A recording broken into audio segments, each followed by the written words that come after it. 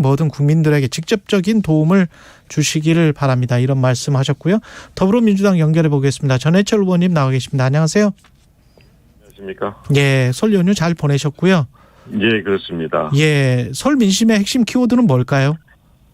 일단 윤석열 정부에 대해서 실망감이 너무 크다라고 예. 이제 이야기를 하고 있고요. 여러 가지 경제적으로 어려운데 과연 정부는 무엇을 하고 있느냐라는 근원적인 문제 제기도 합니다. 예. 또 그 과정에서 순방 리스크, UAE의 적은 이란이다 이런 발언이 나왔을 때 국민들은 불안해하고 그리고 좀 안타까워하고 있고요.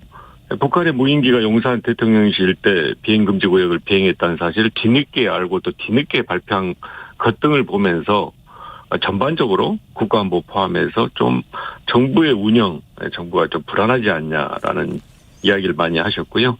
과정에서 민주당 역시도 제대로 대안도 제시하고 비판할 거는 비판하고 문제 제기해서 좀 더 나은 그런 국가 운영, 국정 운영이 됐으면 하는 바람을 많이 말씀하셨습니다. 국민의힘에서는 이재명 리스크를 덮기 위해서 추경도 이야기를 하고 뭐 다 이러고 있다. 뭐 항상 이제 방탄국회, 이재명 리스크 덮기, 뭐 모든 사안이 이렇게 지금 가고 있거든요. 그것은 이제 일방적인 프레임을 만들고 있다고 생각합니다. 일방적인 프레임이다. 예. 네, 이재명 대표에 대한 검찰 수사에 대해서는 당이 대응하는 게 맞습니다. 무리한 검찰 수사지 않습니까? 예.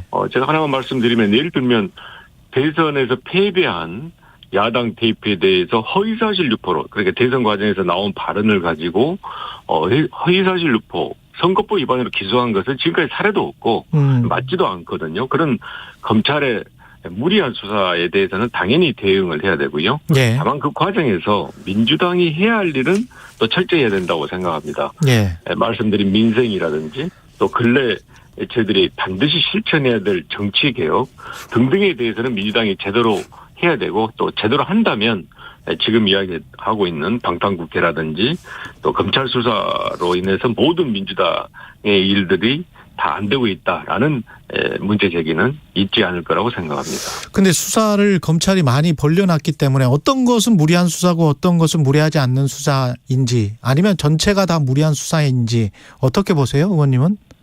말씀드린 바와 같이 허위사실 공표라는 선거법 위반 기소는 무리한 것이라고 생각하고요. 예. 지금 이제 수사를 하고 있고 또 소환을 하고자 하는 것도 1년, 2년 된 거는 맞습니다만은 그 과정에서 수없이 많은 압수수색 그래까지 먼지털이식 수사를 해야 되느냐라는 게 있고 예. 또 그 과정에서 피의사실 공표가 일상적으로 이루어지고 있습니다. 사실 피의사실 공표라는 것은 이 수사에 대해서 대응하는 피의자 입장에서는 굉장히 감당하기 어려운 그러니까 혐의가 확정되기도 전에 이미 상당한 비난을 감수해야 되는 그런 어려움뿐만이 아니고 실제로 법정에서 다퉈야 될 내용을 이미 사회나 장외에서 다 이렇게 이야기가 됨으로 인해서 얻어지는 피해 등이 굉장히 큰데 그런 일상적인 피의사실 공표 등이 벌어지고 있는 것은 저는 문제다라고 생각합니다. 그럼에도 불구하고 당 내에서 그 이재명 당대표의 사법 리스크에 관해서 우려하시는 분들은 꽤 있는 거 아닙니까? 가장 큰 게 민주당이 할 일을 제대로 못하냐라는 부분에 대해서 이제 우려를 하는 것인데요. 예. 제대로 이제 지금 어려움. 사실 이번 추석 연휴 때도 보면 난방비 폭탄으로 인해서 실제 걱정도 하고 그걸 십수만 원 이상이 이렇게 오르는 그 고의서를 봤을 때는 일단 분노와 또 그리고 정부에 대한 책임 이런 것들을 이야기하고 있는데 이런 부분에 대해서 제대로 잘 대응하고 또 대안을 제시한다면 예를 들면 오늘도 저희들이 이제 논의해서 이야기를 하려고 합니다만은 한파 어느 때보다도 굉장히 극심한 한파가 있을 때 이런 추위 문제에 대해서는 재난에너지 등을 편성하고 또 전력 수급 상황 점검 등을 해서 국민들에게 불안하지 않게 이야기할 뿐만이 아니고 앞에 말씀드린 난방비 같은 경우에도 지금까지 인상했던 것은 물론 1분기는 안 했습니다만은 어느 정도 상황이고 우리 대책이 무엇이다 어떻게 대응하겠다라는 이야기를 한다면 국민들이 상당히 그래도 불안감이 많이 해소될 수도 있고 또 정부를 믿을 수 있다고 생각을 해서 이런 부분에 대해서 저희들이 제대로 역할을 한다 그러면 지금 검찰 수사로 인한 당대표 소환에 대해서도 국민들이 그거로 인해서 큰 우려를 하는 것은 많이 불식될 거다라고 생각을 합니다. 올해가 2023년입니다만 정치권의 시계는 다 2024년 4월 총선에 맞춰져 있는 것 같고, 그래서 정책내 의원도 일부 의원들 비명계, 이른바 비명계라고 불리는 의원들의 주장에 대해서 청개구리들이다, 보수 입맛 맞춤성 발언을 하고 있다, 이재명 대표 체제로 총선을 치러도 문제 없다, 조정훈 시대전환 대표도 민주당이 단일 대우를 할 수밖에 없는 게 새로운 리더가 없다, 할 수 없이 이 체제로 간다, 뭐 이런 분석인데, 당이론과 그리고 현실론적인 입장에서 봤을 때 어떻게 보세요? 총선 이재명 대표 체제. 일단 검찰 수사 등에 대해서 이제 당이 지금 말씀드린 바와 같이 잘 대응하고 또 공동 대응하고 있는 것은 저는 필요하고 예. 앞으로도 해야 된다고 생각하고요. 다만 그 과정에서 의원들은 자유스럽게 이야기를 할 수 있습니다.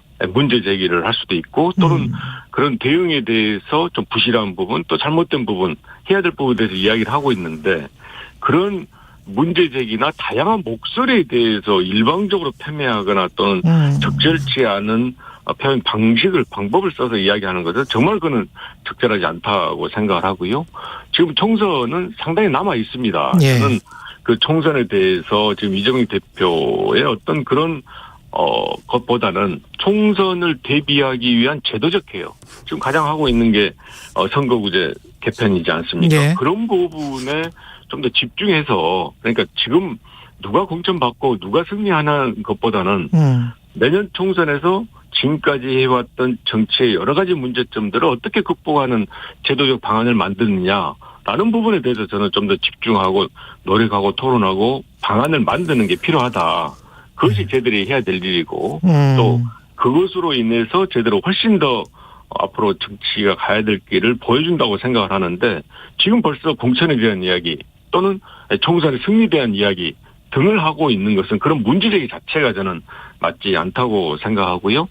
그런 면에서 지금 우리 당이 이렇게 대응하는 것을 다른 문제로 치안해서 평가하는 것은 전혀 옳지 않다라고 생각을 합니다. 예, 다양한 문제 제기는 결코 원심력으로 작용하지 않을 것이다. 그것은 당연하다. 제도적 개혁에 오히려 지금은 집중해야 된다. 그런 의미에서 의원님이 이끄는 민주주의 4.0도 그런 정책이나 가치 쪽으로 초점이 맞춰져 있습니까? 근데 언론은 상당히 뭐랄까요? 분파, 어떤 계열 이렇게 또 보는 시각들도 많더라고요. 네, 그러지는 않고요. 예. 민주주의 4.0은 지난 2020년에 이제 발족을 했습니다. 예. 당연히 그 당시에 정책적 의제를 잘 우리가 준비해서 실천하자. 그러니까 김대중, 노무현, 문재인 정부까지 이어져왔던 민주당의 가치, 이런 국정 철학에 해왔던 것들을 우리가 좀 더 심화시켜서 발전시켜 나가자. 실제로 필요한 일이 자산기회 불평등이라든지 인구 감소, 기후위기 이런 것은 좀 더 연구하고 또 확실한 대안을 마련해야 되지 않습니까? 예. 그런 일들을 해왔고요. 근래 이제 하고 있는 대화와 타협의 정치를 가능하게 하는 선거구제 개편을 하자라는 것도 이제 저희들의 주요한 의제로 하고 있는데, 예. 철저하게 정책 의제를 중심을 삼고 있고, 또 그런 과정에서 많은 토론과 공론화를 하고 있습니다. 지금 말씀드린 바와 같이 분파라든지 또 일부 의원들이 모여서 하고 있는 것은 전혀 아니다라고 자신 있게 말씀을 드릴 수가 있습니다. 오는 5월에 치러질 차기 원내대표 후보군에 의원님 이름이 지금 거론되고 있는데 출마 의향은 있으세요? 아직은 구체적으로 생각해 보지 않았고요. 다만 이제 제가 지난해 내각에 있다가 장관을 그만두고 당에 와서 6개월여 많은 의원들 보면서 걱정도 있고 우려도 있고 하는 것 등을 잘 이렇게 생각을 하고 있고요. 저는 지금 집중하고 있는 게 앞에서 말씀드린 바와 같이 과연 내년 총선 전에, 왜냐하면 지금 총선 전에 할 수 있는 정치적 개혁이 굉장히 중요하거든요. 예. 지금까지 해왔던 것은 총선 몇 개월, 3, 4개월 전에 1, 2개월 전에 만들어져서 제도적 완성도가 떨어져 있었는데 이제만은 법에도 물론 1년 전에 하게 되었습니다만은 이번만은 제대로 좀 정치 개혁이 돼서 그동안 갈등, 대결, 대립의 정치 문화가 바뀌었으면, 물론 이번 선거구제 개편이 이 모든 것을 해결할 수는 없지만 그럼에도 그런 나쁜 정치 문화 또 고질적인 폐해가 좀 바뀌어질 수 있는 그런 제도를 만들면 좋겠다라는 것에 집중하고 있고요. 그걸 위해서 많은 의원님들과 뜻을 모아가고 있습니다. 지금 뭐 뜻을 모아서 구체적인 방향이 마련된 게 혹시 있나요? 그렇습니다. 얼마 전에 이제 9분의 여야 중진 의원분들이 모여서 초당적 정치개 의원 모임을 발족시켰고요. 예. 거기에 따라서 그동안 이제 토론회를 이끌어왔던 초대선 의원님들이 호응해서 이미 70여 분 의원님들이 함께 하기로 했습니다. 뭐 구체적인 방안은 아직 뭐 확정된 건 없죠. 일단은 바꾸자. 그러니까 지금 준연동형제는 문제가 있고 네. 특히 소선구제 폐해는 있다. 그렇다면 우리가 이번만은 선거구제를 바꾸자는 것에 대해서 소선거구제도 바꾸자.